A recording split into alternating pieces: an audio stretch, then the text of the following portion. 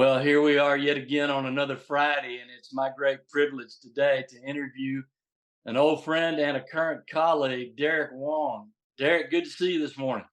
Good to see you, brother D. Yeah, really, you look great, brother.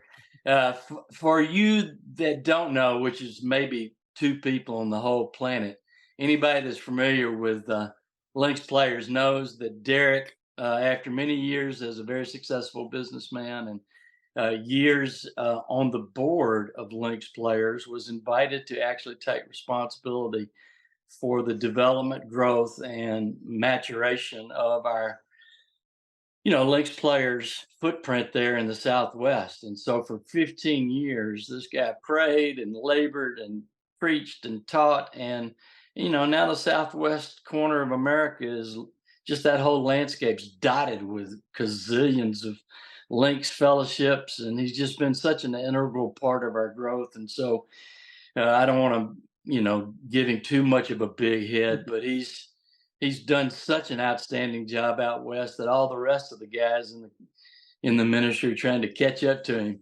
But just a little while back, he and Sue, his bride, moved to Vegas, and now they're just pioneering a whole new world out there. And so today, though, it's not so much about Links Fellowships, although that's a part of it.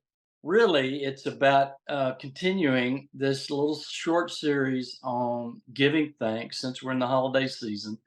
In particular, last week we looked at helping the hurting. This week we're going to talk about giving back. And so, any number of years ago, in keeping with part of our thrust, kindling compassion, in fact, it was years ago that Derek corrected me when I called it an acronym. It's actually an acrostic. Did I get that right, Derek? You got it right. Yeah, I'm still not sure I understand the difference. But anyway, in our links acrostic, the K stands for kindling compassion. And Derek has a fascinating story to tell regarding how he's done that by God's grace out in the Southwest. Hey, Derek, tell us that story. Yeah, so 15 years ago, Jeff Hopper actually came up with the idea that we would have a golf tournament. And with the golf tournament, you sell mulligans and you raise as much as you can. And so happened that year, 15 years ago, give you an idea how we could minister inside our golf club. One of the workers came down with HIV, and the head pro actually came and said, "Hey, Derek, I know that Lynx players, you guys do have a ministry. Can you help out Kirk?" And I said, "Yeah, let's see what we could do." So we threw a small tournament together, and were able to pay for his rent for 6 months. So here we started something that we said, "Hey, this is it, kindling compassion for the poor and needy." And then years after that, we partnered with an organization called the uh, St. Joe's Hospital, and they had literally motorhomes going in the poor areas of Orange County, not only offering medical but dental services and also vision care. And then 7 years ago, we switched to partner with the Orange County Rescue Mission. And again, living in Orange County for over 35 years, I didn't know there was a rescue mission in Orange County. And being uh, so, sure enough, one of our Lynx players introduced me to the president of the Orange County Rescue Mission. I said, "Hey, we have this golf tournament that we've been having every year, and we'd like to talk to you about partnering with you in this tournament." And sure enough, what captured my heart in their cafeteria, it says, "Give a man a fish, feed him for a day, teach him how to fish, feed him for a lifetime." And that captured my heart. And I said, that's an organization that I want our team to partner with. And so, sure enough, we had our first tournament 7 years ago, and we were able to raise probably about $40,000. And now we're seventh year into this tournament. We sell out, praise God. Usually a month before the tournament. We had 136 players this last tournament, and I am just, thank God, it's all God doing it. We were able to raise over $125,000 for the Wow. Orange County Rescue Mission. You do that through not only, you know, having a complete or full field of golfers, but y'all have corporate sponsorships, I think, if I remember. Yeah, and that's really what does it. When you do golf tournaments, and again, knowing that our space is golf, and I'm always reminded with Cranford saying our lane is golf. And so for us, we've had to learn, I mean, over the last 15 years, how to improve upon it.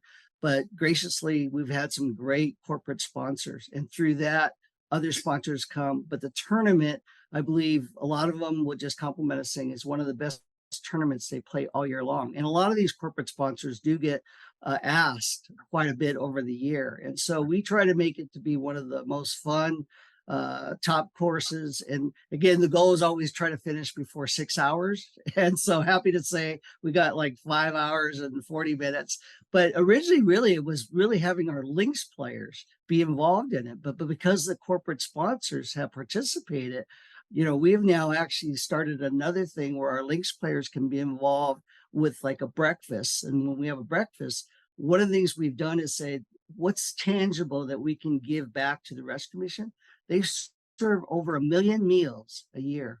And so yeah, obviously with inflation, the meals come up to like a $2.25 a meal. And so what we did was we would have a separate banquet and invite our links players to come to be able to do what we would call normally a live auction. Now we can auction off live for 7,500 meals, 5,000 meals, and then we work our way down. And that alone last year raised over $70,000. Wow.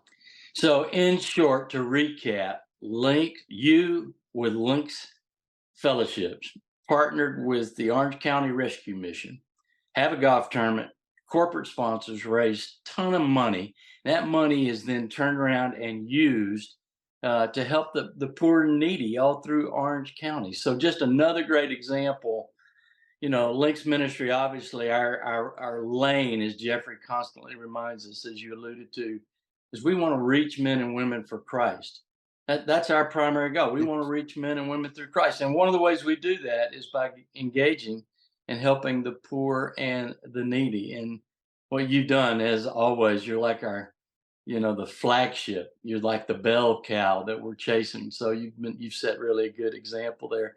Well, listen, I want to thank you for your time today. I hope that all our Links family and friends who listen to this, somehow this will inspire you to look around your city, your county, your community, and say, where are the poor and needy?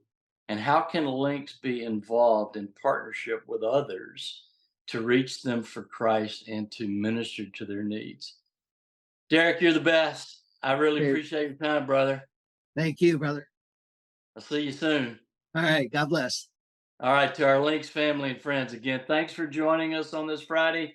And we look forward to seeing you again next Friday as we do a third episode on giving thanks and what that looks like, kindling compassion for the poor and needy. God bless.